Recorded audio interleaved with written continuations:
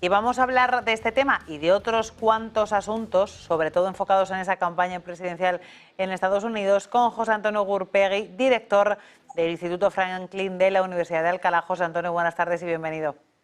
Hola, buenas tardes, ¿qué tal? José Antonio, elecciones en Estados Unidos, ya sí que estamos en plena contienda entre Donald Trump y Kamala Harris.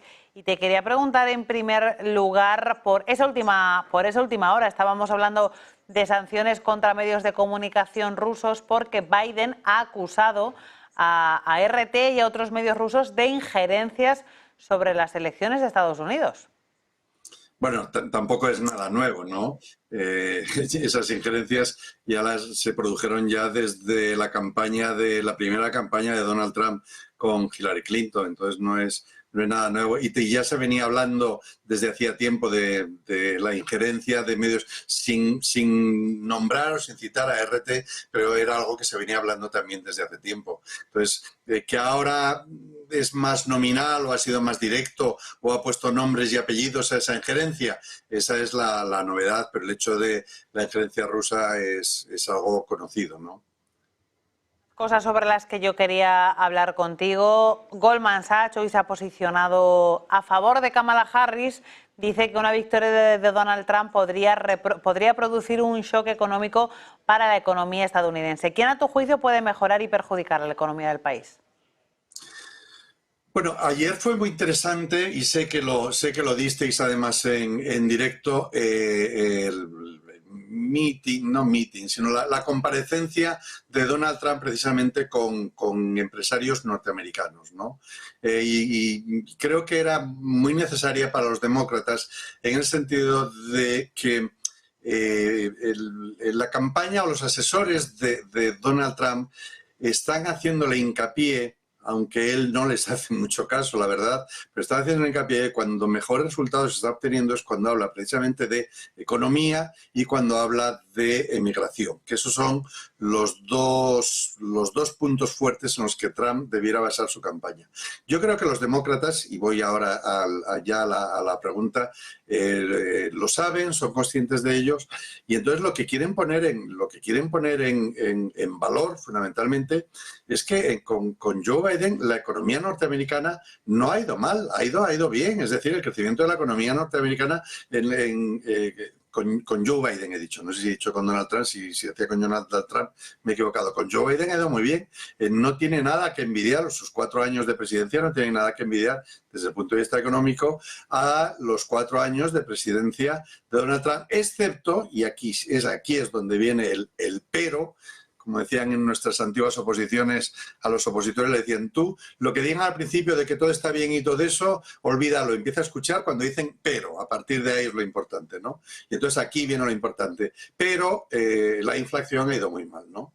Y entonces esa es la sensación que tiene el americano medio, y por eso ayer Joe Biden quería poner en valor sus logros económicos, que han sido importantes. Unas tasas de paro, por ejemplo, tan baja o más baja incluso en ciertos momentos que las cifras menores que tuvo Donald Trump. Y en ese sentido, o ese es el aspecto económico que Goldman Sachs hoy apoyaba a Kamala Harris, que ha dicho, no sé si fue hace 2 o 3 días, leí, perdón porque claro, leo tanto y todos los días que a veces se me van las fechas, ¿no? Pero que será continuista, que será fundamentalmente continuista con la política de Joe Biden. Bien es cierto que hay algunas medidas, como la que has comentado en la introducción, que muestran una serie de divergencias, pero fundamentalmente o lo que conocemos hasta ahora, queda todavía mucha campaña, y yo estoy, por ejemplo, muy expectante de ver qué ocurre el próximo día 10 en el debate que van a tener entre los dos, porque estoy seguro que el tema económico va a ser uno de los platos fuertes de esa comparecencia, ¿no? De manera que me resulta bastante lógico el apoyo a Kamala Harris. Estamos viendo, José Antonio, que efectivamente está dando más recetas económicas Donald Trump que Kamala Harris en los últimos tiempos, porque entiendo que él lo entiende como punto fuerte, aunque estamos viendo cositas ya de Kamala. Como decías, hoy ha anunciado Kamala Harris que no va a apoyar la propuesta de tasa impositiva sobre ganancias de capitales de Joe Biden. Son divergencias, pero no son demasiado claras, ¿no? Sí, no son demasiado claras. Hay también otros puntos en que, es decir, creo que está haciendo una buena campaña Kamala Harris. Por ejemplo, y no pretendo apartarme de los puntos que estás tocando, ¿no? Pero es muy llamativo si tú te fijas en todo el tema de lo diré, de la Franja de Gaza, de Israel. No está teniendo ningún protagonismo Kamala Harris. Quien está llevando el peso, incluso cuando tiene que enfrentarse con Netanyahu y todo, está siendo Joe Biden. Kamala Harris está manteniendo en un segundo plano y no se está exponiendo. Creo que los demócratas aprendieron mucho en la dura derrota, que fue muy dura y muy amarga de Clinton, se me ha ido el nombre, perdón, de la candidata de Hillary Clinton, cuando se daba por ganado, y entonces ahora han aprendido mucho de eso y tienen mucho cuidado absolutamente en todo. Y desde luego que el aspecto económico, que como digo, es lo que los asesores de Trump han detectado que puede ser su gran baza junto a la migración, es lo que va a ser una de las bazas importantes en este periodo electoral. Preguntar también precisamente por esos conflictos geopolíticos que están teniendo muchísimo protagonismo, no tanto en la campaña, sino yo te diría en los últimos meses de presidencia de Joe Biden, porque está claro que Biden quiere dejarlos más o menos resueltos. Sobre todo foco puesto por su parte en la guerra en Gaza. Hoy volvió a presionar Estados Unidos a Netanyahu con retirarle su apoyo. De hecho, estaba leyendo ahora mismo unas declaraciones del secretario de Defensa estadounidense, de John Kirby, que decía: conocemos muy bien a Netanyahu, porque hoy Netanyahu ha dicho que no tiene intención de terminar con la guerra en la franja. Sin embargo, Biden sigue insistiendo. ¿Tú ves a Biden retirándole el apoyo a Netanyahu? No, yo creo que eso es muy difícil y sería en un ultimísimo extremo, y muy mal tendrían que ver los demócratas las posibilidades de victoria para que eso ocurriera. No, yo creo que eso, retirar el apoyo sería muy difícil. Lo que ocurre que el grave problema que tiene Joe Biden, yo estoy convencido que el candidato favorito de Netanyahu es precisamente Donald Trump, y a Donald Trump lo que le interesa es que la guerra se mantenga como mínimo hasta pasadas las elecciones, ¿no? Porque eso es un desgaste muy importante para los demócratas, que, como digo, desde mi punto de vista lo están gestionando muy bien. De momento. Y están, más que están gestionándolo muy bien, están pudiendo de momento gestionarlo muy bien. Veremos lo que les dura y lo que puede ser. Entonces, yo no tengo tan claro, a no ser que la presión interna de Israel, que a Netanyahu sí le puede pesar más, la presión interna, que lo que venga de Estados Unidos, ya sea de su presidente, como si viene del secretario de Estado, de Anthony Blinken, de cualquiera de los dos. Si hay un cambio drástico en Israel, yo no soy especialista ni muchísimo menos en Israel, ni lo sigo tan directamente como puedo seguir los Estados Unidos, pero pienso que vendrá más por la presión interna que tenga Netanyahu que no por la presión que pueda llegarle de Joe Biden.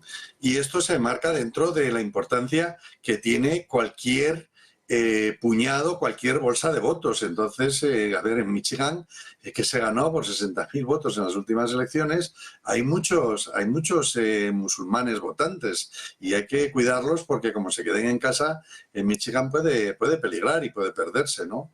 Y estamos en unos momentos que cualquier acción tiene que tomarse tiene que interpretarse, o yo al menos lo hago desde el punto de vista electoral, ¿no? Incluso escuchaba, dicho sea de paso, en las noticias españolas, no lo he visto resaltado en ningún periódico norteamericano, al menos en titulares. Por supuesto que habrá salido, pero yo en lo que leo tengo que leer unos cuantos, y tampoco voy a mirar absolutamente todos los artículos, pero sí sí ha tenido más resonancia en la prensa española, por ejemplo, la confiscación del avión de Maduro. Claro, digo, ¿y por qué lo confiscan ahora, no? Ahora, hombre, la situación en Venezuela, desde luego, que es muy delicada, que están en todo el proceso, etcétera, etcétera. Pero ese paso, ¿a qué se debe? Y claro, pues me imagino que en Estados Unidos habrá mucho venezolano exiliado de Maduro, entonces no tienes que dejártelos escapar, ¿no? Entonces este movimiento que es más simbólico que otra cosa, ¿no? De confiscar el avión de Maduro, pues dices, oye, aquí tengo una bolsa de votantes que son los venezolanos que están en Estados Unidos, que no los voy a dejar escapar. Y claro, bueno, eso es parte de la política, ¿no? Y sobre todo de la campaña electoral. Quiero preguntar, José Antonio, también por esa otra gran guerra que hay abierta, el conflicto entre Rusia y Ucrania. Rusia está acusando a Estados Unidos de estar metido, apoyando a Ucrania hasta las cejas, podríamos decir. Y hay quienes hablan pues, de una nueva guerra fría, etcétera. Y mientras Trump, que ha dicho que si fuera por él, la guerra en Ucrania no existiría. A ver, tanto como que no existiría, no me atrevo a decirlo. Sí pienso que la resolución del conflicto de Ucrania sería más viable con Trump que con Kamala Harris, ¿no? Y bueno, tengo que decir también otra cosa. Sí que Trump está haciendo uno de los ejes también de su campaña, el hecho de convencer y decir, y hay mucho americano convencido. El otro día, en una de las reuniones que tenemos con un convenio de universidades, pues con los amigos antes de empezar estábamos hablando de profesores universitarios que sí que decían que si Trump hubiera estado en la presidencia, la guerra de Ucrania nunca hubiera se hubiera desencadenado, ¿no? Pero bueno, más allá de eso, yo sí creo, y ese es uno de los puntos que a nosotros, dentro de lo que hablamos de hasta qué punto las elecciones norteamericanas nos van a influir, Europa, etcétera, pues probablemente el resultado de las elecciones, debido al tema de la guerra de Ucrania, es el que más puede influirnos a los europeos, incluso más allá de los aspectos económicos, porque probablemente tengamos que asistir a un completo replanteamiento de la OTAN tal como la conocemos ahora. O sea, no solo por las declaraciones de Donald Trump, declaraciones desde luego sin sentido y que no tienen mucha lógica, ¿no? Diciendo que aquellos que no paguen sus cuotas a la OTAN, que él incluso animaría a Rusia que los atacara y que la OTAN no iba a defenderlos, ¿no? Bien, eso no tiene mucho sentido y obviamente no ocurriría. Pero bueno, más allá de esas bravuconadas, lo cierto es que la relación de Europa, Estados Unidos, OTAN, va a ser distinta en caso de que Donald Trump llegue a alcanzar la presidencia o que por el contrario sea Kamala Harris. Y también creo que, centrándome en tu pregunta, creo que la resolución del conflicto, que yo pienso que va a llegar después de las elecciones norteamericanas, llegará en los próximos meses, porque están abocados a llegar a algún acuerdo, porque lo primero, Rusia no se va a retirar como si no hubiera ocurrido nada, y Ucrania y sobre todo las naciones europeas pues no pueden consentir que Rusia se apropie de un territorio también como si no hubiera ocurrido nada. De manera que se tiene que llegar a algún tipo de pacto, no sé si será tipo armisticio como entre las dos Coreas o no sé a qué consenso podrán llegar, pero el conflicto sí que tiene que entrar en un cierto impasse porque ya es una guerra que está durando mucho tiempo, que está costando mucho dinero, que está costando muchas vidas humanas y que está resultando también con o está teniendo unas repercusiones económicas muy importantes y unas consecuencias políticas en el resto de Europa también muy importantes en cuanto a las elecciones que hay en Europa y a cómo se posiciona uno u otro. Dicho esto, que veo la resolución contra más próxima. Claro, el Partido Demócrata y el Partido Republicano tienen aproximaciones distintas a la guerra de Ucrania. La aproximación republicana, yo no digo que una sea mejor que otra, simplemente estoy exponiéndolas lo que yo considero, ¿no? La aproximación republicana es una aproximación desde el punto de vista de los intereses, ¿no? Que es más pragmática, si se quiere. El americano medio empieza a preguntarse qué estamos haciendo nosotros en Estados Unidos, ¿no? El último viaje que hice a Estados Unidos, pues a finales del año pasado, creo que fue, sí, en diciembre o algo así, hablaba con alguien y decía, pero Europa también está poniendo, o sea, la sensación que tenía con alguien que estaba hablando era que era únicamente Estados Unidos quien estaba pagando la guerra de Ucrania, que los europeos, que bueno, que estábamos por allí, que de vez en cuando enviábamos unas pistolitas y alguna balita, pero que no nos estábamos involucrando. Entonces, claro, el ciudadano medio norteamericano, gran parte del ciudadano medio norteamericano se pregunta qué demonios están haciendo ellos en un país de Europa que ni les va, ni les viene, ni les importa, ¿no?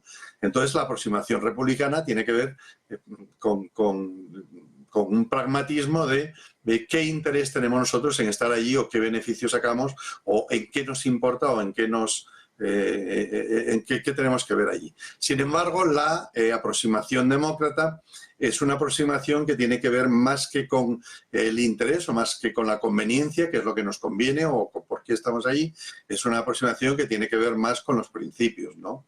Es decir, si nosotros somos la mayor nación del mundo y si somos, en cierta forma, el gendarme de lo que pasa en el mundo, no podemos permitir que una nación alegremente invada a otra nación y no ocurra nada y simplemente pues se anexione esos territorios y no pasa nada, ¿no? Entonces son dos aproximaciones muy distintas, una desde los intereses, otra desde los principios, y que eso sí que a Europa y concretamente a la OTAN le va a repercutir muchísimo que sea uno u otro candidato. Yo diría que incluso, yo me atrevería a decir que incluso más que en el terreno económico, porque, por ejemplo, la gran variación económica, el cambio de foco de economía de Estados Unidos, en ese cambio que se da de la vertiente atlántica a la vertiente pacífica, más concretamente a la zona Asia-Pacífico, realmente con quien se produce es con Barack Obama. Barack Obama es el primero que cambia el foco, ¿no? Y después hemos visto que Joe Biden pues no ha hecho las actuaciones de Joe Biden respecto a los aspectos económicos con Europa no han dado la vuelta al calcetín, para entendernos, ¿no? Como diría un castizo, respecto a lo que hizo el presidente Trump, el presidente Donald Trump. Entonces, ahí sí que no estamos jugando mucho en el terreno geopolítico que tiene que ver sobre todo con la OTAN, sí que no estamos jugando mucho. Pues José Antonio, así te voy a despedir, discúlpeme que me quedo sin tiempo, José Antonio. No ha sido, la verdad, perdóname, es que me resulta muy agradable hablar contigo porque puedo expresarme y explayarme muchas veces diciendo lo que tengo que decir y sé que me enrollo un poco. Discúlpame. Y yo que me alegro muchísimo, seguiremos hablando de todos estos temas que efectivamente son apasionantes y tienen muchísimas aristas. De momento te despido, José Antonio Gurpegui, catedrático y director del Instituto Franklin de la Universidad de Alcalá. Un placer y gracias. Venga, buenas tardes.